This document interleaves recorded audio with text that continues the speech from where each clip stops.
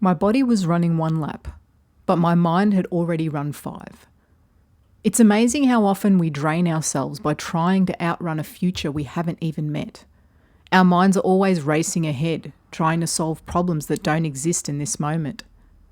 Standing on the running track, I realised I was exhausted by the weight of work that didn't even exist. And in that moment, I saw the split. The part of me running and the part quietly watching it all happen. That's what I want to talk about today. Hi, I'm Vanessa Vasurka and welcome to episode 3 of Try the Flip Side podcast. Have you ever noticed that sometimes you're exhausted before you've even begun?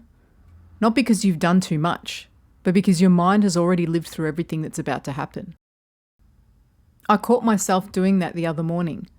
I was at the athletics track doing repeats, nothing unusual. I'd settled into the session and physically I actually felt okay. But mentally, I was already struggling.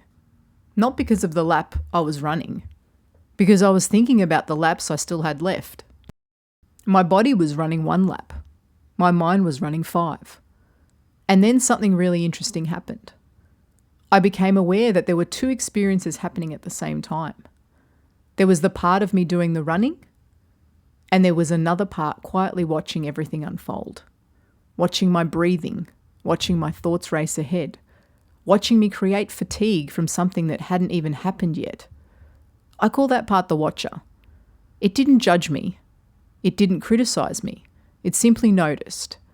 And in that moment, I realized something. I wasn't tired from the lap I was on. I was tired from carrying the weight of laps I hadn't even run yet. And I wonder how often we do that in our everyday lives. How often do we spend today's energy on tomorrow's problems? How often do we have a difficult conversation in our heads before we've even walked in the room?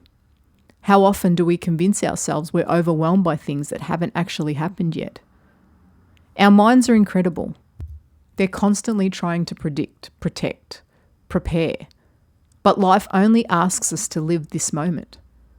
Not tomorrow, not next week, just this one.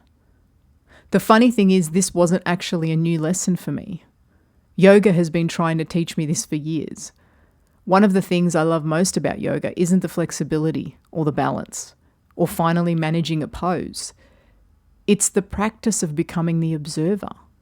You notice your breathing, you notice discomfort, you notice frustration, you notice your mind wandering somewhere completely different, and then gently you bring it back, again and again. I've always loved that yoga isn't something you perfect. It's something you practice, not because the poses are the goal, but because the poses give you somewhere to practice awareness. Standing on the running track, I realised I'd forgotten the practice. I'd stopped observing my thoughts and I'd become them. Years ago, Dr. Wayne Dyer introduced me to an idea I've never forgotten. He asked a simple question. If your brain is doing the thinking, who's watching the thinking? I remember hearing that for the first time and feeling like someone had finally put words around something I'd always sensed.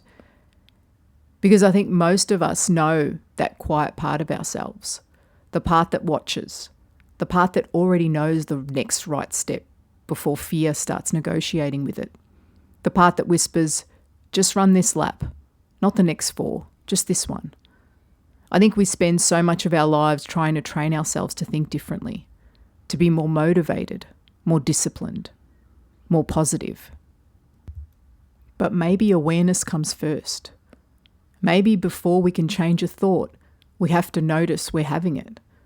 Maybe before we react, we learn to observe. And maybe that's a practice, just like strength is a practice, just like running is a practice, just like yoga is a practice. The more I think about it, the more I realise awareness might be one of the most important things we can train. We spend hours training our bodies, years building careers. We learn new skills, we read books, we chase goals. But how much time do we spend training the one thing that experiences all of it? Our awareness. Because awareness gets stronger too. Every time we notice our thoughts instead of automatically believing them, we're strengthening it. Every time we catch ourselves running tomorrow's race instead of today's, we're strengthening it. Every time we pause instead of reacting, we're strengthening it. The older I get, the less interested I am in controlling every thought that enters my mind. Thoughts are just thoughts. Some are helpful, some are ridiculous, and some are driven by fear. Some are driven by old habits. What interests me now is noticing them, because there's an incredible freedom in realizing that just because you have a thought doesn't mean you have to become it. And perhaps that's what I've been practicing all along on the yoga mat, on the running track, and in life. Not trying to become someone different, simply becoming more aware of the person who's been there all along, the watcher. So maybe today, instead of worrying about the next 4 laps, we could all just practice running the one we're on. Don't try to change your thoughts. Don't try to silence them. Don't try to make them positive. Just notice them. Notice when your mind starts running tomorrow's race. Notice when it begins solving problems that don't exist yet. Notice when you're carrying the weight of laps you haven't even run, and then gently bring yourself back to the one you're on. Because maybe awareness isn't something we arrive at.